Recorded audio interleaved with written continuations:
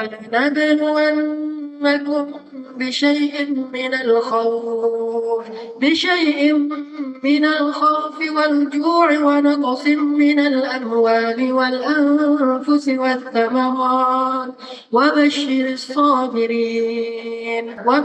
الصابرين الذين إذا أصابتهم مصيبة قالوا إنا لله وإنا إليه راجعون. السلام عليكم ورحمة الله وبركاته. الحمد لله رب العالمين حمدا كثيرا طيبا مباركا فيه كما يحب ربنا ويرضى. أشهد أن لا إله إلا الله وحده لا شريك له وأشهد أن محمدا عبده ورسوله لا نبي بعده. اللهم صل وسلم وبارك على سيدنا محمد كما ذكره الذاكرون الأخيار. وصل وسلم وبارك على سيدنا محمد ما اختلف الليل والنهار. وصل وسلم وبارك على سيدنا محمد وعلى المهاجرين والأنصار. فأما بعد.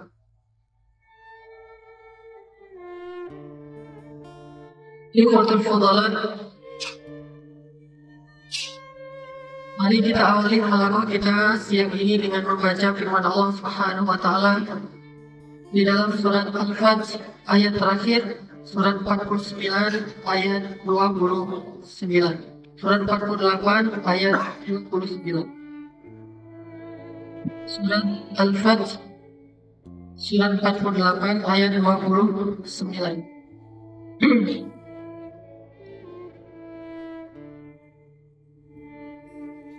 أعوذ بالله من الشيطان الرجيم.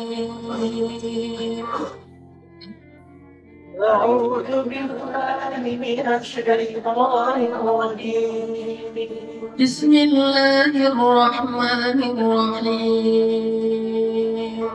بسم الله الرحمن الرحيم. محمد رسول الله. محمد رسول الله. والذين معه أشداء على الكفار رحماء بينهم. والذين معه أشداء على الكفار رحماء بينهم. تراهم ركعا سجدا يبتغون فضلا من الله ورضوانا. تراهم ركعا سجدا يبتغون فضلا من الله ورضوانا. سيماهم في وجوههم من أثر السجود. سيماهم في وجوههم من أثر السجود. ذلك مثلهم في التوراة. ذلك مثلهم في التوراة. ومثلهم في الإنجيل كزرع أخرج شطأه فآزره فاستغلظ فاستوى على سوقه.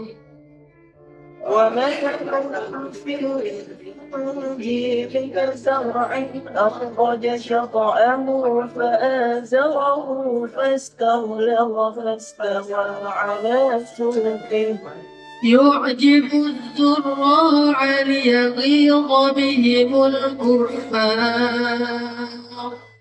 يعجب الزراع ليغيظ بهم الكفار. وعد الله الذين آمنوا وعملوا الصالحات منهم مغفرة وأجرا عظيما.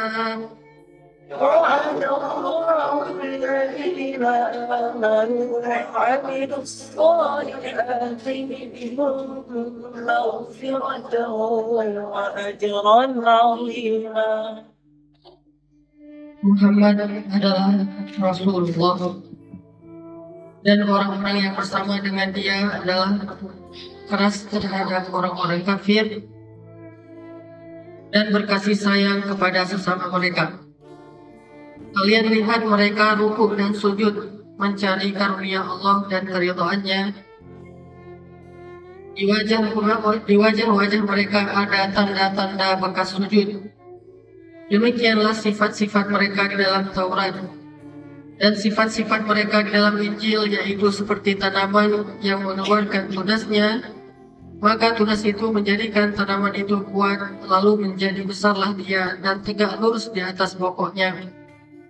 Tanaman itu menyenangkan hati penanam-penanamnya karena Allah hendak menjengkelkan hati orang-orang yang kafir. Allah berjanji kepada orang-orang yang beriman dan mengerjakan amal soleh, di antara mereka berupa ampunan dan pahala yang besar.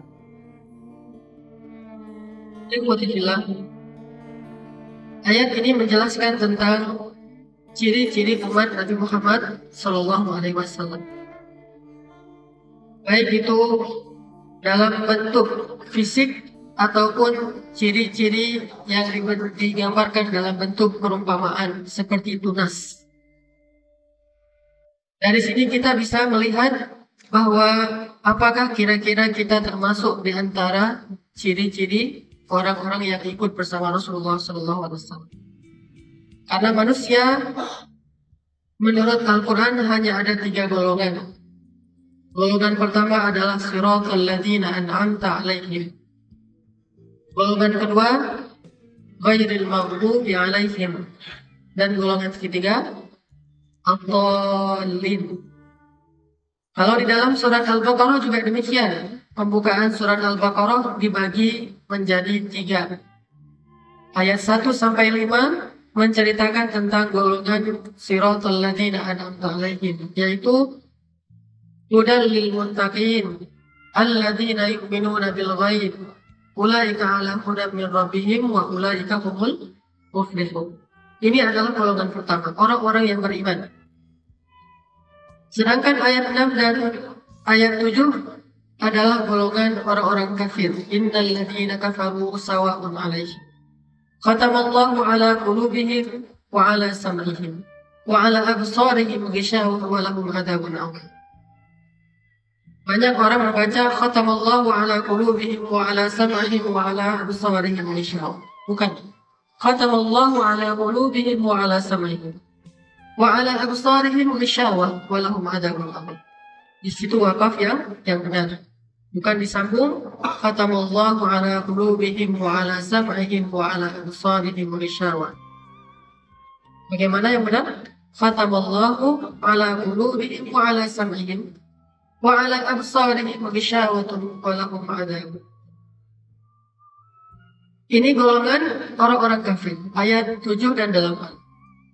Ayat 6 dan 7. Sedangkan ayat 8 sampai ayat 20 golongan orang-orang munafik. Wa minan nas may yaqulu amanna billahi wa bil yawmil akhir wa ma hum bimu'minin.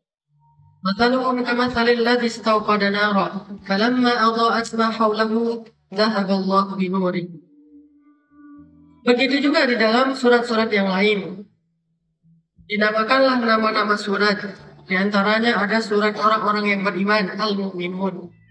Ada surat orang-orang yang kafir, Al-Kafirun. Dan ada juga surat orang-orang yang mudzabbadzabin, tidak jelas statusnya, yaitu Al-Munafiqun. Nah, di dalam ayat yang barusan kita baca, Allah Subhanahu wa Ta'ala menjelaskan kepada kita sifat-sifat baik individu ataupun jamaahnya orang-orang yang bersama Rasulullah SAW.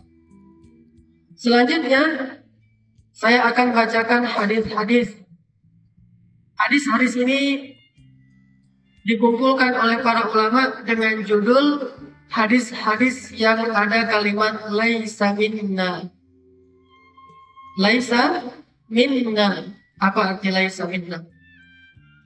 Bukan golongan kami. banyak hadis-hadis laisa minna titik, laisa minna titik. Ini menunjukkan bahwa ada perbuatan-perbuatan tertentu yang mengeluarkan seseorang dari barisannya Rasulullah SAW. Dan kalau keluar dari barisan Rasul, kemana dia akan bergabung? Imma kepada ghairil maghdubi alaihim atau juga kepada waladhdallin. Sehingga kita harus tahu hadis-hadis ini. Jangan-jangan, na'udzubillah min dzalik, kita termasuk di antara orang yang laisa minna titik. Sehingga para ulama hadis menjelaskan kalimat laisa minna di dalam hadis-hadis macam-macam maksudnya. Ada laisa minna yang paling tegas, artinya memang dia sudah keluar dari Islam, disebut khawarij. Atau orang-orang yang murtad, atau khawarij, atau kufur, atau munafik, atau fasik. Ini sudah keluar dari Islam, karena secara bahasa arti fasik itu keluar. Ada juga yang laisa minna, artinya ditolak amalnya. Dia masih orang Islam, tetapi apa yang dia lakukan itu membuat dia gugur amal solehnya. Habiqat a'maluhum fid dunya wal akhirah. Gugurlah amalnya di dunia dan di akhirat. Seperti orang yang menyalakan api, lalu Allah mengambil cahayanya. Mataluhum kamathalil ladzi istawqada nara. Ini juga berarti laisa minna, artinya fahuwa radd, ditolak amalnya. Ada yang laisa minna, artinya orang yang berbuat bid'ah. Itu arti laisa minna. Ada laisa minna juga berarti dia menentang kami. Arti laisa minna berarti dia memerangi kami, menentang kami, atau menghujat kami. Intinya sama, bahwa laisa minna mengeluarkan seseorang dari status sebagai umat Nabi Muhammad SAW. Di akhirat nanti, kalau dia masuk kepada kalimat laisa minna, bukan golongan kami, berarti dia kehilangan banyak kebaikan di akhirat. Satu, tidak dapat syafaat. Di antaranya syafaat uzma. Di antaranya syafaat memperoleh air, haud. Di antaranya syafaat dikeluarkan dari api neraka. Ada 10 syafaat Nabi yang berlaku nanti di hari kiamat. Satu pun tidak dapat. Kenapa? Laisa minna. Bukan golongan kami. Karena yang mendapatkan itu hanya minna, golongan Rasul. Walladzina ma'ahu, yang bersama dengan Rasul. Salah satu sifatnya adalah asyidda, secara emosi asyidda al-kufar ruhama bainahum. Kepada orang kafir dia keras, kepada sesama muslim dia rahim. Kemudian sifat fisiknya tarahum ruk'an sujjadan yabtaguna min fadlillah fadlan min fadlillah, terus simahum fi wujuhihim min athari sujud. Kemudian jamaahnya kazar'in akhraja syata'ahu fa'azarahu fastaghlada ala suqi yu'jibu az-zurra'a liyaghidha bihim al-kuffar. Ini menunjukkan bahwa umat Nabi Muhammad itu ada ciri-ciri dan ada juga perkara-perkara yang mengeluarkan seseorang dari menjadi umat Nabi Muhammad SAW. Kita harus tahu hadis-hadis ini. Disebut oleh para ulama dengan hadis laisa minna. Hadis apa? Hadis laisa minna. Ada banyak hadis laisa minna. Mari kita baca beberapa hadis laisa minna yang menjadikan seseorang itu tidak lagi diakui sebagai umat Muhammad. Kalau bukan lagi umat Muhammad, berarti imma kafir wa imma munafik. Salah satu di antara ghairil maghdubi alaihim waladhdallin wal iyadu billah. Hadis yang pertama, hadis ini diriwayatkan dari Abdullah ibnu Mas'ud. Dari Abdullah ibnu Mas'ud. Tahu siapa Abdullah ibnu Mas'ud? Apa cerita yang paling kita ingat tentang Abdullah ibnu Mas'ud? Menghafal surat Al-An'am 1 juz hanya dengan sekali dengar. Dengar sekali ayat itu dibacakan, 1 surat, 1 juz panjangnya. Langsung hafal. Ya Rasul, saya sudah hafal. Boleh saya store hafalan? Ketika dia store hafalan, 1 huruf pun tidak ada yang salah. Abdullah ibnu Mas'ud. Apa kata Abdullah ibnu Mas'ud? Qala Nabi sallallahu alaihi wasallam. Rasulullah sallallahu alaihi wasallam bersabda, "Laisa minna man laqama al-khadud wa syaqqa al-juyub wa da'a bid'a'il jahiliyah." Bukan golongan kami. Kami di situ siapa? Nabi dan sahabat. Bukan golongan kami yang menampar-nampar wajahnya dan menyobek-nyobek kerah bajunya dan berbicara dengan ucapan-ucapan jahiliyah. Hadis ini rawahu Bukhari wa Muslim. Imam Al-Bukhari meriwayatkan hadis ini dalam kitab Janaiz dan Imam Muslim dalam kitab Iman. Bukan golongan kami yang menampar-nampar wajahnya atau kepalanya, kemudian menyobek-nyobek kerah bajunya, dan juga berucap dengan ucapan-ucapan jahiliyah. Apa maksud dari hadis? Apa? Ada yang tahu maksud dari hadis ini apa kira-kira? Maksudnya adalah bukan umat Nabi Muhammad apabila dia sedang dalam keadaan sedih, kemudian dia berkeluh kesah dan meratapi kesedihan. Itu maksud. Kebiasaan orang Arab, apabila ditimpa dengan satu musibah, misalnya kematian, maka perempuan-perempuan mereka akan dikumpulkan di satu rumah untuk bersedih rame-rame. Mereka akan menyobek-nyobek kerah baju mereka. Mereka akan menarik-narik, mencambak-cambak rambut mereka. Kemudian mereka juga akan meratap dengan mengatakan kalimat-kalimat syair tentang kesedihan. Aduhai celaka, sesungguhnya dia adalah tulang punggung keluarga. Aduhai betapa sedihnya saya. Aduhai betapa hilangnya perasaan saya. Aduhai telah pergi jantung hati saya, segala macam. Ini syair-syair jahiliyah, da'wil jahiliyah. Jadi ada 3 di situ. Memukul-mukul tubuhnya sendiri atau wajahnya, menyobek-nyobek baju, kemudian berucap dengan ucapan jahiliyah. Ini terjadi pada orang-orang jahiliyah sebelum Islam. Datang Islam, maka tidak boleh lagi orang meratapi kesedihan. Baik itu kesedihan karena kematian, ataupun kesedihan karena apapun, dia tidak boleh meratapinya. Dia tidak boleh izhar kepada manusia. Dia tidak boleh mudhaharah. Dia tunjukkan kepada manusia bahwa betapa sedihnya saya. Kita bisa lihat ini di tengah-tengah masyarakat kita, salah satunya adalah apa yang dilakukan oleh orang-orang Syiah. Bagaimana ekspresi orang Syiah pada hari yang kata mereka adalah hari Karbala? Mereka akan menyakiti tubuh mereka sendiri dengan cara menggunakan alat-alat tajam, kemudian berdarah-darah, kemudian kepalanya disayat-sayat, bahkan kepala bayi-bayinya juga disayat. Ekspresi rasa sedih karena terbunuhnya Husain. Begitu juga hari peringatan wafatnya Fatimah, ekspresi karena disakitinya Fatimah yang kata mereka oleh Abu Bakar dan Umar. Sehingga mereka mengekspresinya dengan menangis rame-rame. Coba nonton, kalau di parabola itu ada namanya TV, Hadi TV. Hadi TV, ini TV Syiah versi Indonesia. Kalau versi Arab, Al-Manar. Kalau versi Indonesia, Hadi TV. Di Hadi TV ini, saya pernah nonton live acara peringatan wafatnya Fatimah. Semua mereka berkumpul, kemudian mereka menangis ramai-ramai. Si ustadznya mengatakan, makin kuat kita menangis, makin deras air mata kita, makin kita cinta kepada Fatimah, makin besar rasa kehilangan kita, sehingga diampunkanlah dosa-dosa kita. Ini adalah da'wil jahiliyah. Ini adalah cara-cara jahiliyah. Pernah dilakukan oleh orang-orang sebelum kita. Di antaranya adalah bunuh diri massal yang terjadi di beberapa millah, beberapa agama, karena wujud dari ekspresi kesedihan mereka.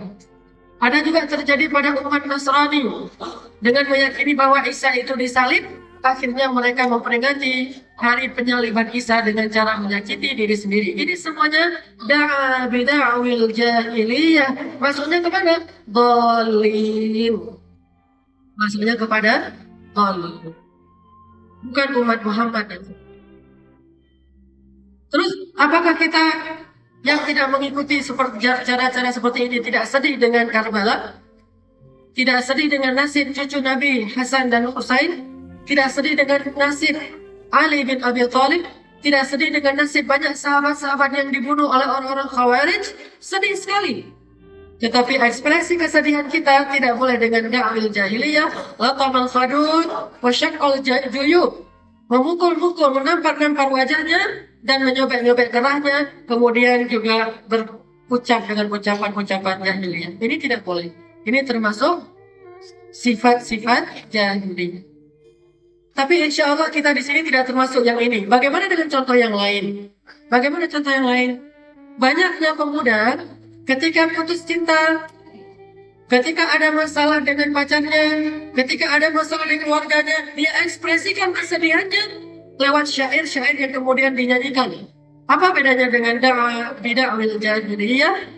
Karena bid'ah jahiliyah itu artinya membuat syair-syair kesedihan, syair-syair duka cita untuk dibacakan ketika ada masalah. Kalau kita belajar ilmu sastra Arab, kita akan banyak membaca namanya syair-syair jahiliyah. Di dalam syair-syair jahiliyah itu ada banyak macam.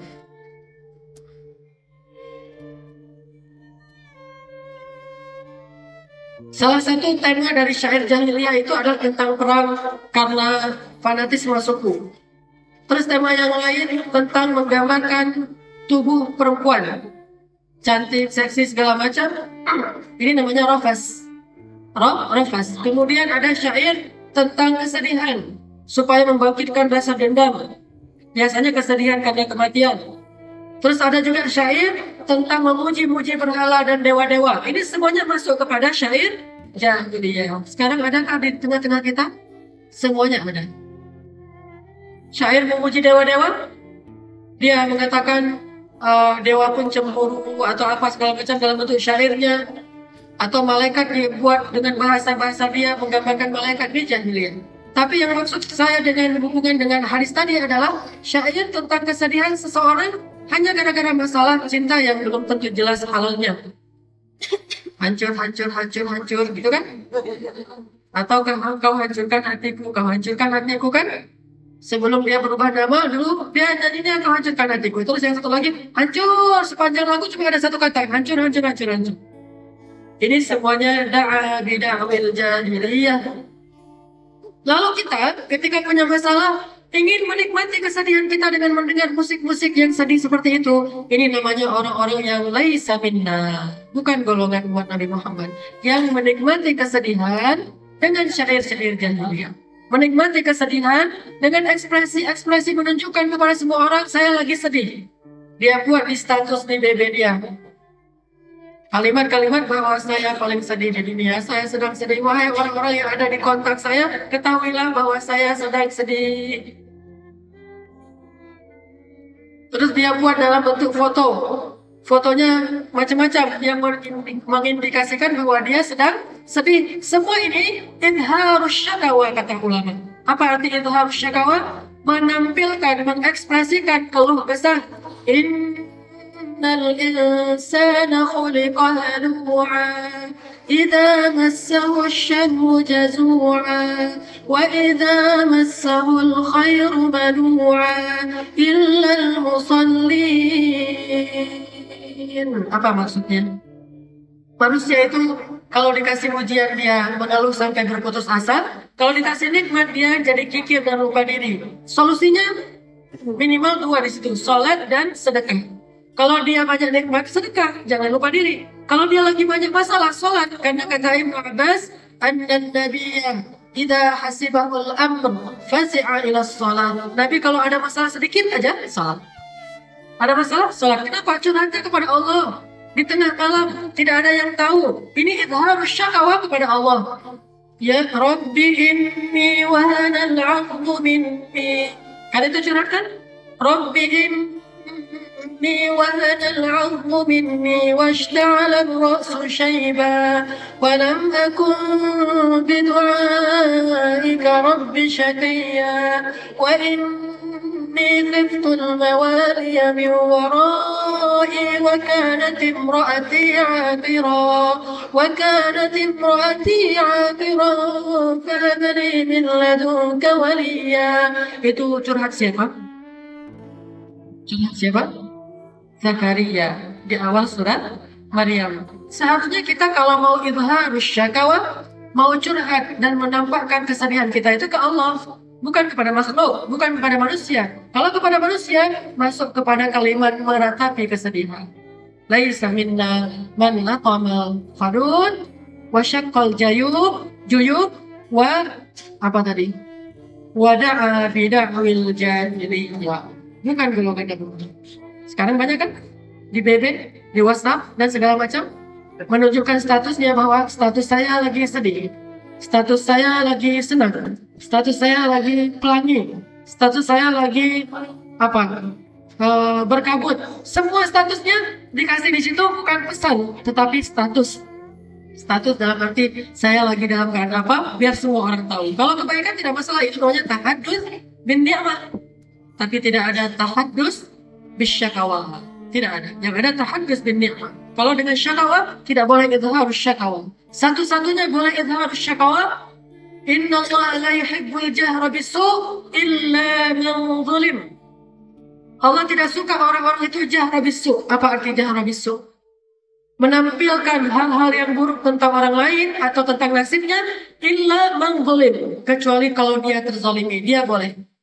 Karena ada seorang sahabat di zaman Rasul, dia dizalimi oleh tetangganya, dia kasih tahu tetangganya nggak berubah, dia lapor ke orang nggak ada yang bantu dia, akhirnya dia keluarkan semua isi rumahnya di depan rumah, dia duduk di depan rumah. Semua orang yang lewat akan bertanya, kenapa saya dizalimi oleh tetangga? Ini namanya mudhaharat. Mudhaharat kemudian jadi bahasa modernnya demonstrasi.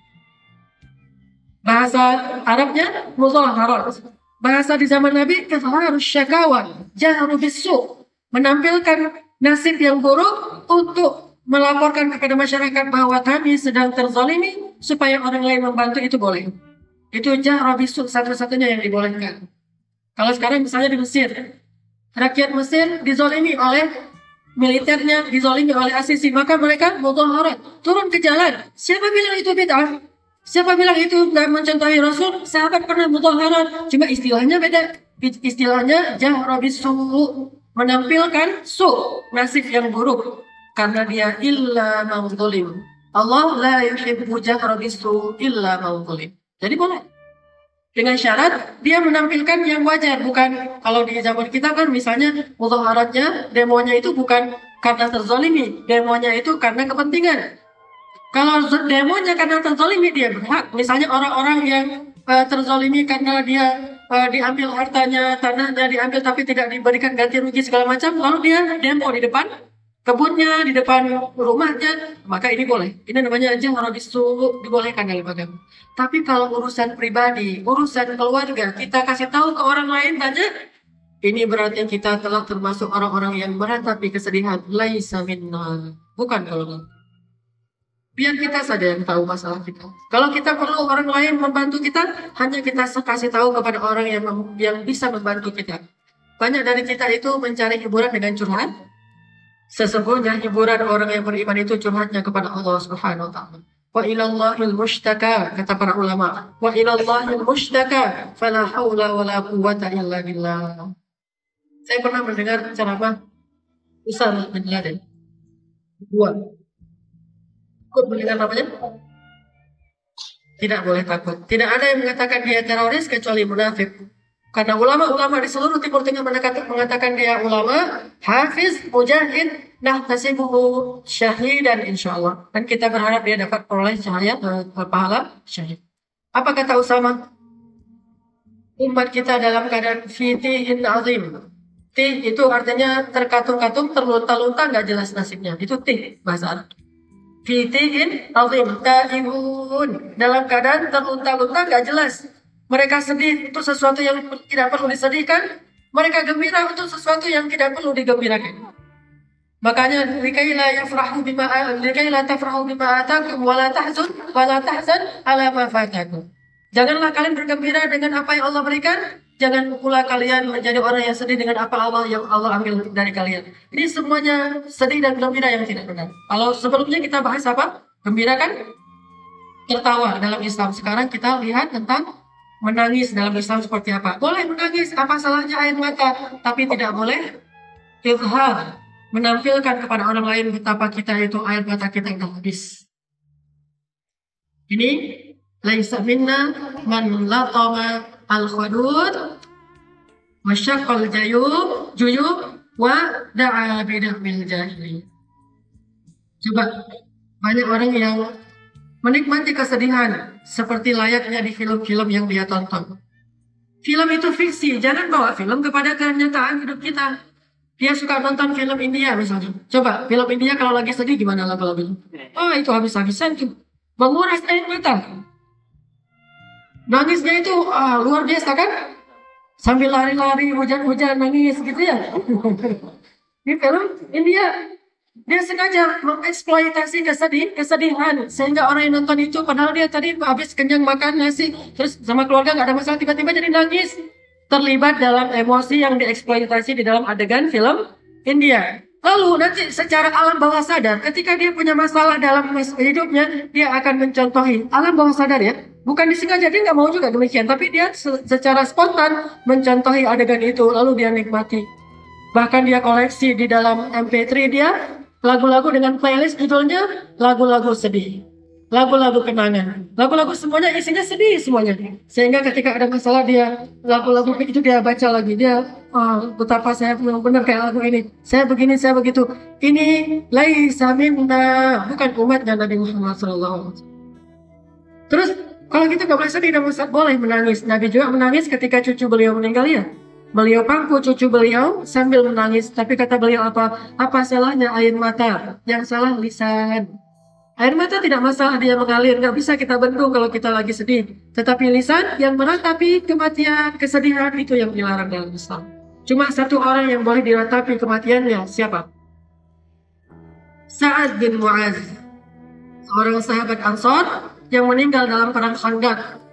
Dia kena panah beracun, lalu padahal lukanya biasa aja, kena panah kecil di kakinya, tapi karena beracun akhirnya dia meninggal dalam perang Khandaq. Lalu istrinya, keluarganya menatapi kematian Sa'ad, meninggalnya Sa'ad, ya Sa'ad dan segala macam.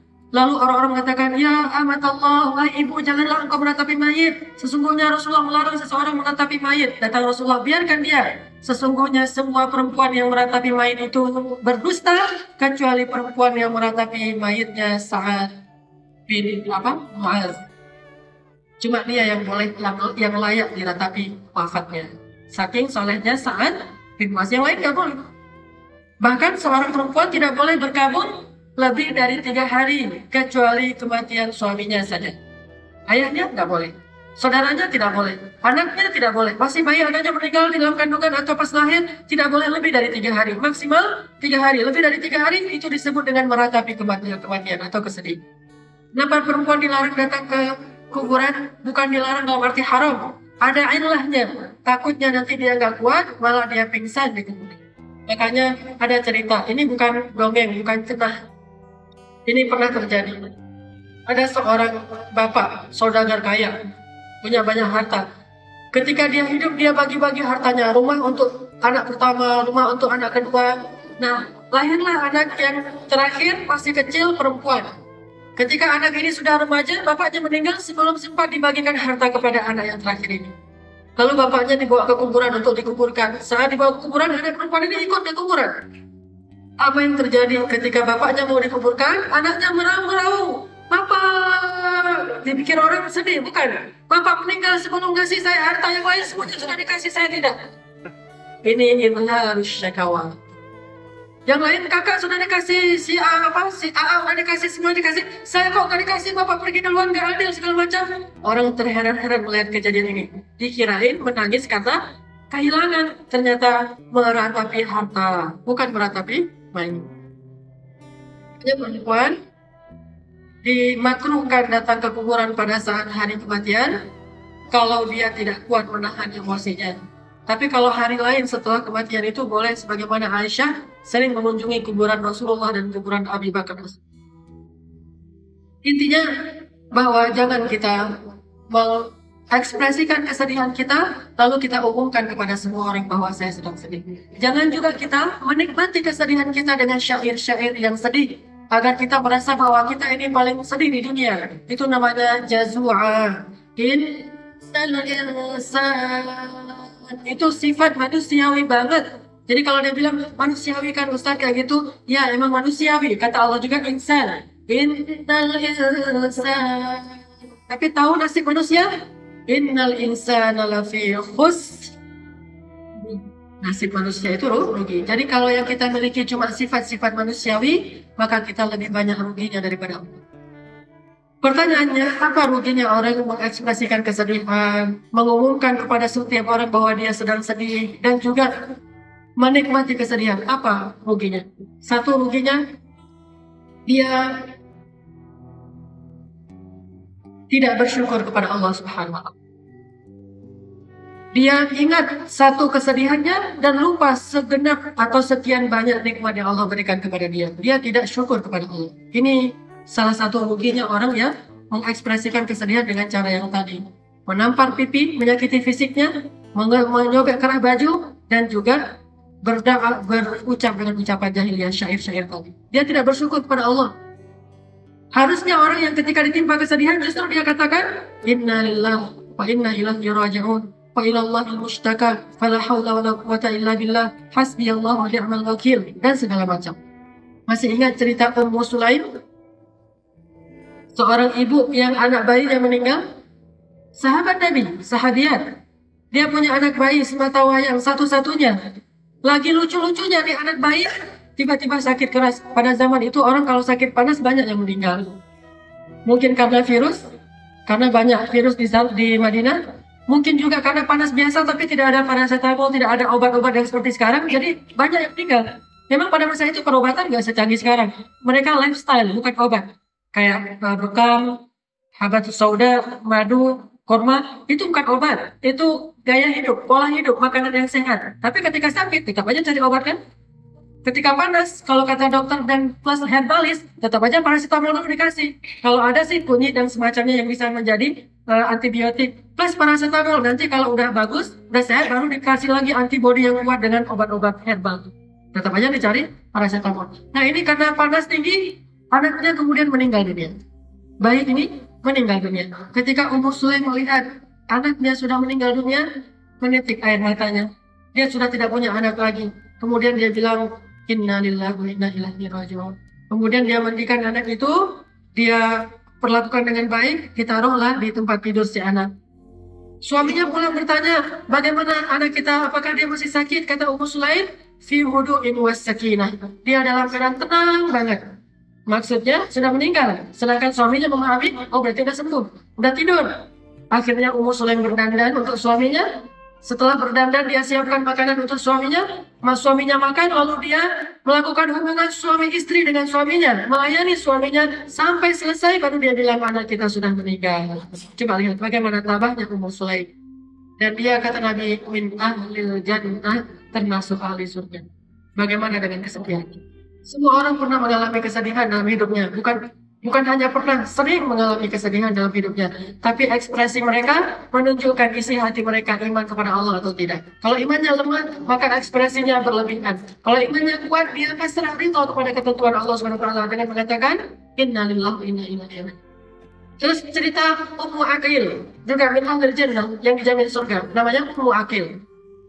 Punya anak satu-satunya, udah rajulan sawiyah, anak yang sudah usia cukup untuk berusaha.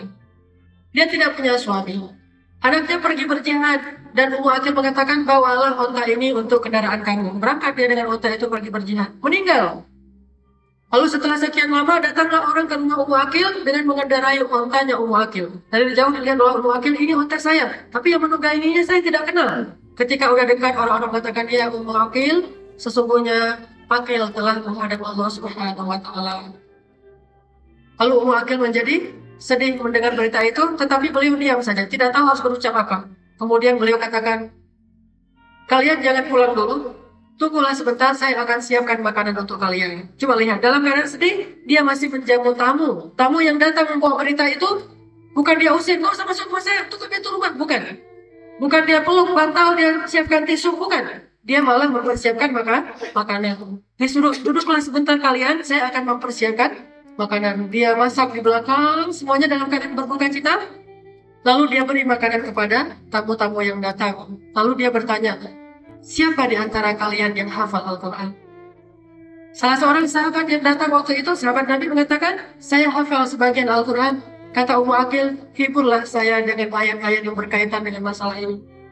Lalu dia bacakan وَلَنَبْلُوَنَّكُمْ بِشَيْءٍ مِنَ الْخَوْفِ وَالْجُوعِ وَنَقْصٍ مِنَ الْأَمْوَالِ وَالْأَنفُسِ وَالثَّمَرَاتِ وَبَشِّرِ الصَّابِرِينَ. Ayat sabar. وَبَشِّرِ الصَّابِرِينَ الَّذِينَ إِذَا أَصَابَتْهُمْ مُصِيبَةٌ قالوا إِنَّا لِلَّهِ وَإِنَّا إِلَيْهِ راجعون. Dibacakan oleh sahabat yang hafiz. Apa kata Abu Aqil? Inna lillahi wa inna ilaihi raji'un. Maka damailah sudah hati saya terhibur dengan ayat ini. Ini namanya mukminah. Ini baru orang yang beriman. Inilah umat Nabi SAW. Jadi tidak mengeluh, kemudian dia menjadi tidak bersyukur kepada nikmat Allah. Padahal yang diambil Allah sedikit, yang dikasih banyak, dia malah mengeluhkan yang sedikit tadi. Apa rugi yang lain? Karena dia mengeluh tadi, rugi yang lain adalah melemahkan mentalnya sendiri. Membuat dia jadi orang yang lemah, dan dia menikmati kelemahan itu. Menganggap dirinya tidak berdaya, menganggap hidupnya sudah usai, menganggap bahwa dunia ini tidak ada lagi gunanya, tidak perlu dilanjutkan hidupnya. Ini orang yang melemah mentalnya. Banyak laki-laki di zaman kita yang akhirnya bunuh diri gara-gara masalah sepele. Apa sepelenya? Tidak diterima cintanya. Sehingga dia bunuh diri. Pernah saya lihat di TV One berita sebulan yang lalu. Di daerah Jawa Timur, seorang pemuda naik motor di depan rumah perempuan yang dia cintai, tapi perempuan itu sudah dikhitbah oleh laki-laki yang lain. Sudah dilamar oleh laki-laki yang lain. Jadi putus cinta kan? Karena putus cinta, akhirnya dia naik motor kencang, lalu ngelak depan rumah itu. Terus ada truk berhenti di situ, dia tabrakin dirinya ke truk, bunuh diri di depan ceweknya untuk ekspresi aku cinta sama kamu. Lo lihat nih, bukti cinta gue nih, gue bunuh diri. Nah ini ilharus syakawa, menampilkan betapa dia itu adalah orang yang paling sengsara. Gara-gara kamu hidup saya tidak lagi berarti. Ada lagu, tapi saya tidak suka mendengar nama grupnya. Namanya nama Nabi. Lagunya hidup untukmu, mati tanpamu. Untukmu, mati tanpamu. Ini ilharus syakawa yang paling menyedihkan. Ini orang yang paling lemah di dunia. Gak boleh seperti itu. Orang Islam tidak bisa seperti itu.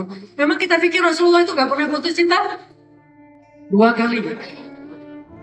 Tapi apakah itu mempengaruhi mental beliau? Biasa-biasa aja tuh. Bagi mereka itu bukan hal besar. Dengan siapa beliau? Saya lupa nama perempuannya. Tapi ini adalah anaknya Abu Thalib.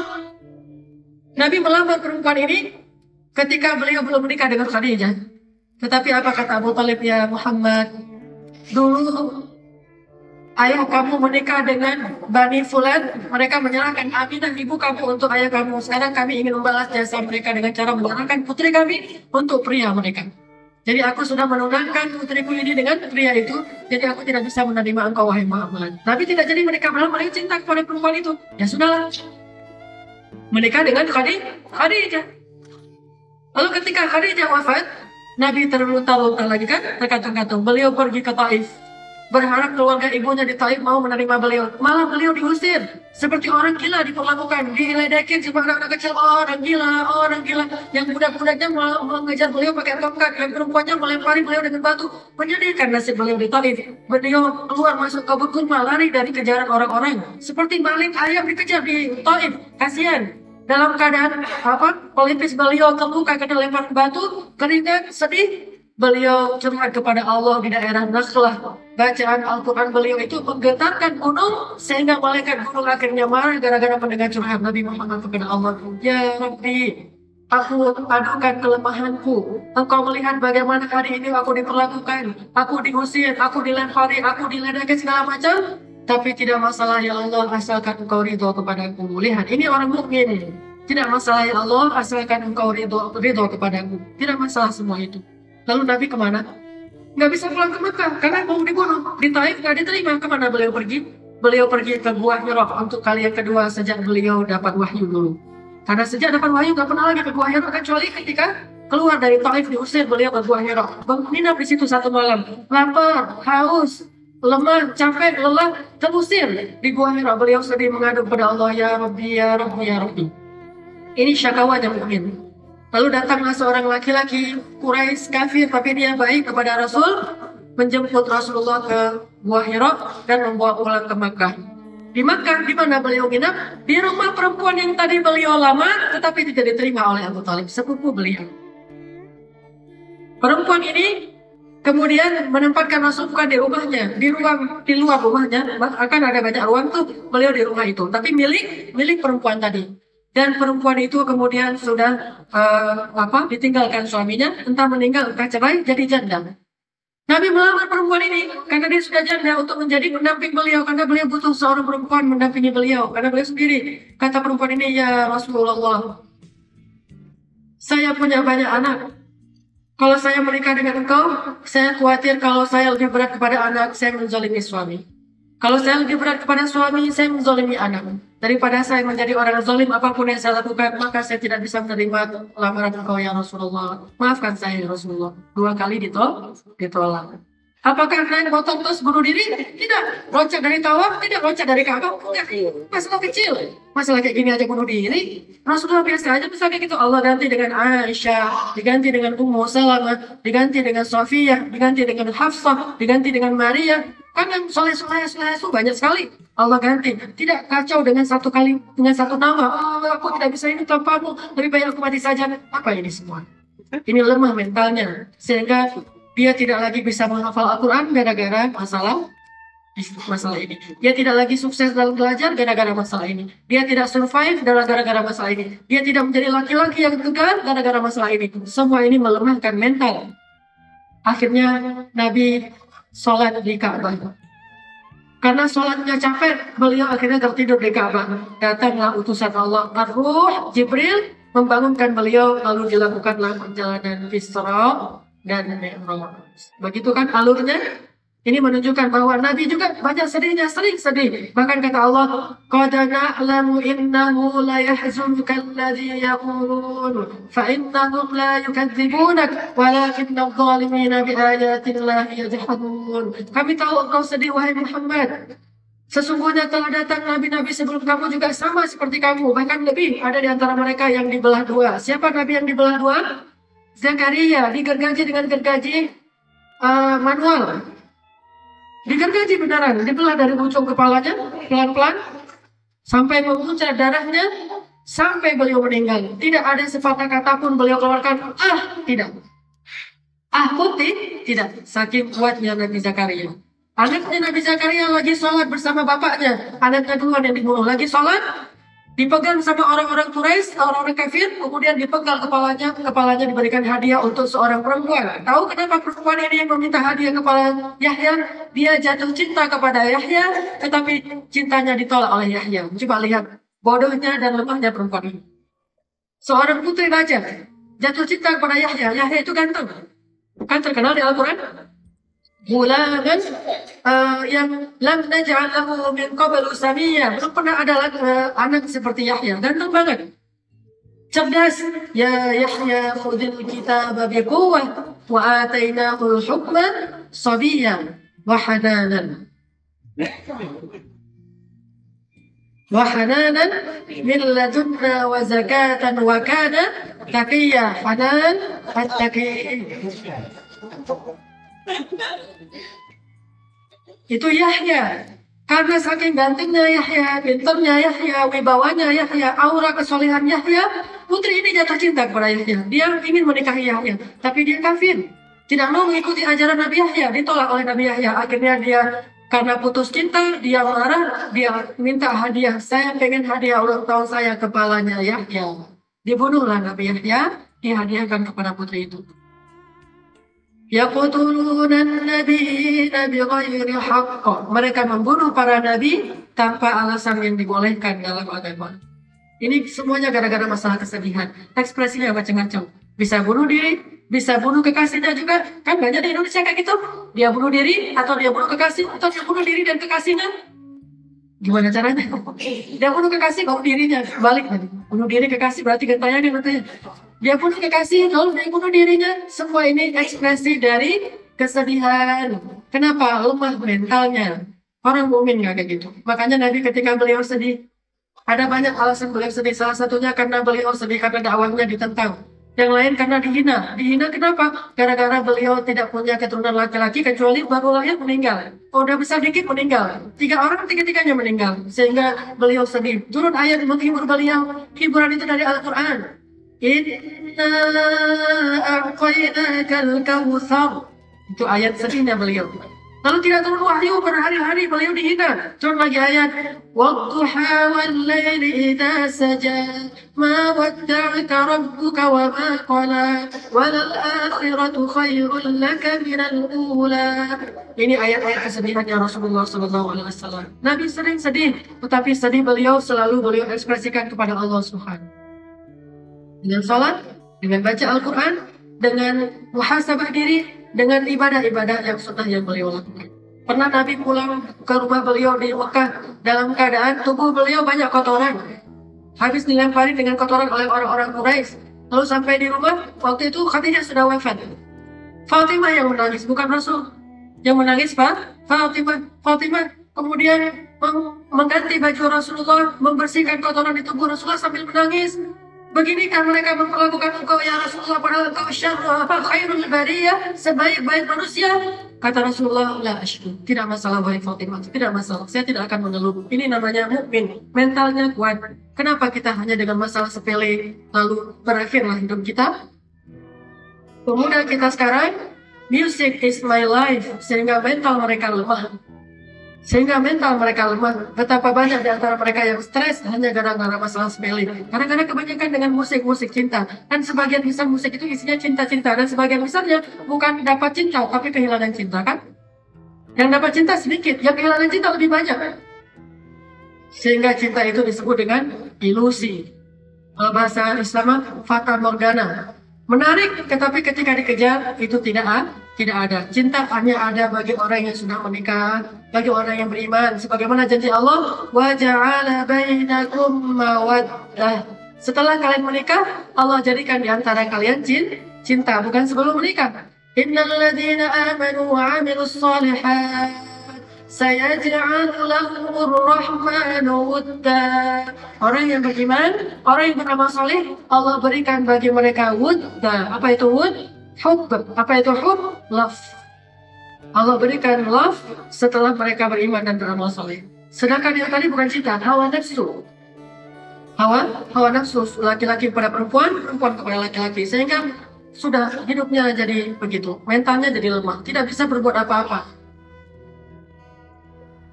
Bagaimana cerita di dalam buku Tenggelamnya Kapal Vanderwood di Hamka, bagaimana seorang Zainuddin itu hancur lebur gara-gara Hayati pergi. Lalu difilmkan kan? Saya dulu ketika saya SMP, itu saya khatam baca buku itu sampai 5 kali. Karena saya senang sastra, lalu saya baca. Akhirnya itu mempengaruhi jiwa seseorang kan ya? Saya salah baca buku nih, saya tulis banyak novel. Novel saya di laptop ini ada sekitar 10 novel saya, tapi nggak ada yang dibukukan. Kenapa? Semuanya melankolis. Salah baca buku, akhirnya terbawa. Tentang ada yang gara-gara di Aceh akhirnya tidak jadi mendapatkan yang dia cintai. Terus ada yang masalah. Tapi konfliknya itu adalah tentang perang-perang. Cuma nanti ada kayak pesan-pesan cinta ya, kan film-film gitu ya.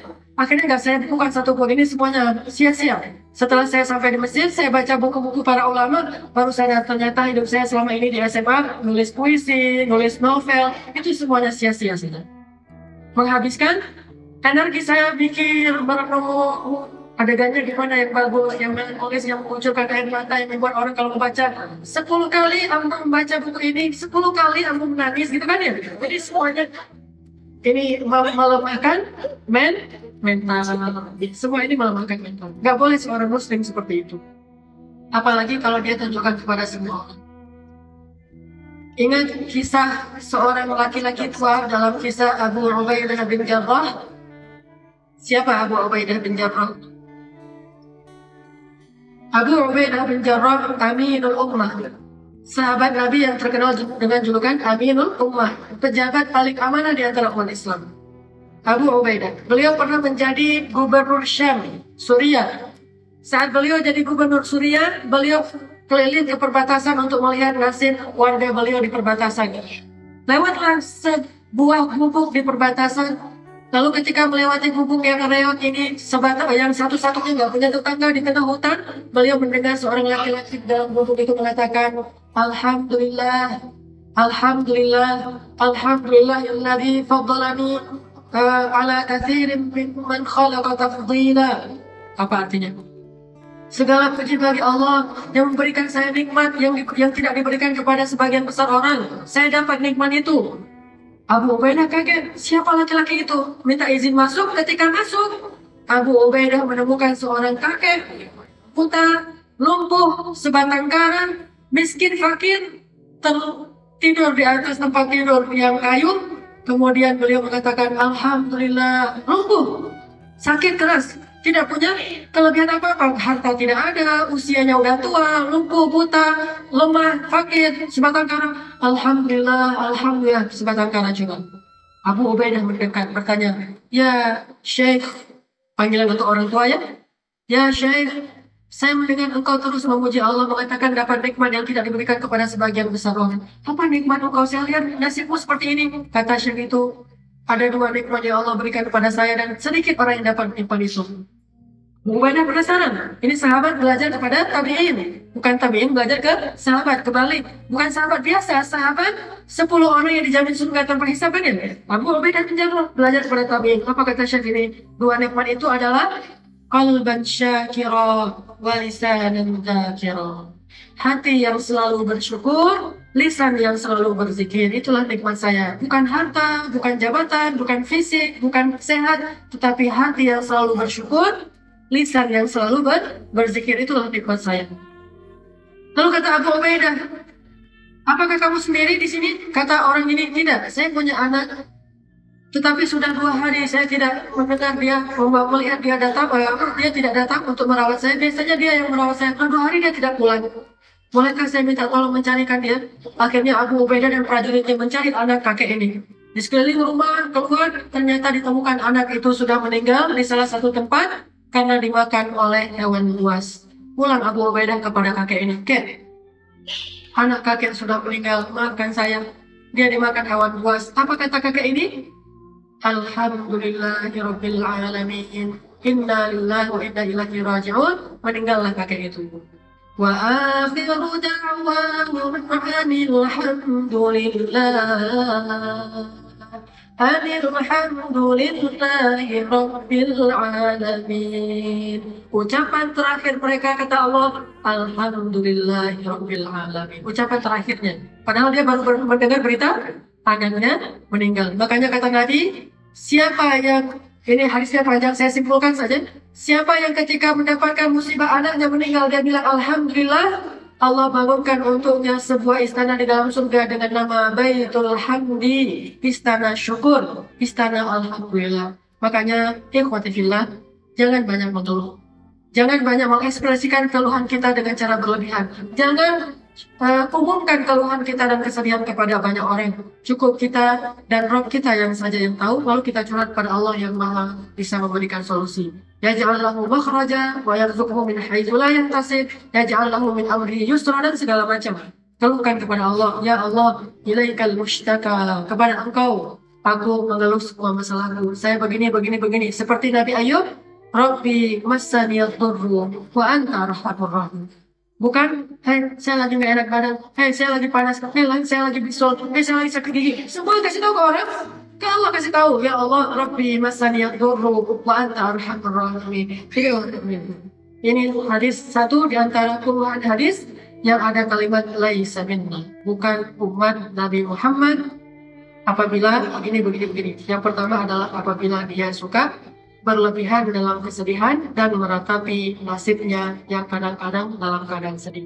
Mudah-mudahan Allah bisa menguatkan hati kita dalam menghadapi ujian dan menjadikan kita tetap menjaga rahasia pribadi kita hanya kepada Allah Subhanahu wa Ta'ala saja. Sebelum ditutup, mungkin ada pertanyaan satu saja. Kita masih ada waktu berapa? Satu pertanyaan. Masih ada waktu 10 menit, silakan. Tidak ada dari tidak ada akhwat? Tidak ada. Baik, kita cukupkan di sini. Mudah-mudahan Allah Subhanahu wa Ta'ala menggolongkan kita termasuk orang yang bisa mendapatkan ilmu untuk mengamalkannya, bukan sekedar ilmu untuk tahu, tapi ilmu untuk amal. Ilmu bukan untuk tahu, tapi ilmu untuk amal. Jadi amalkan saja satu hadis dulu aja, amalkan itu dalam kehidupan kita. Jaga status di BB kita. Jangan banyak dengan musik-musik yang sedih, apalagi ketika selagi sedih. Bahkan ini hukumnya bisa jadi haram. Jagalah diri kita dengan Al-Quran saja. Yataghanna bil Qur'an. Barakallahu li wa lakum. Subhanakallahumma wa bihamdika. Asyhadu an la ilaha illa anta. Astaghfiruka wa atubu ilaik. Assalamualaikum warahmatullahi wabarakatuh.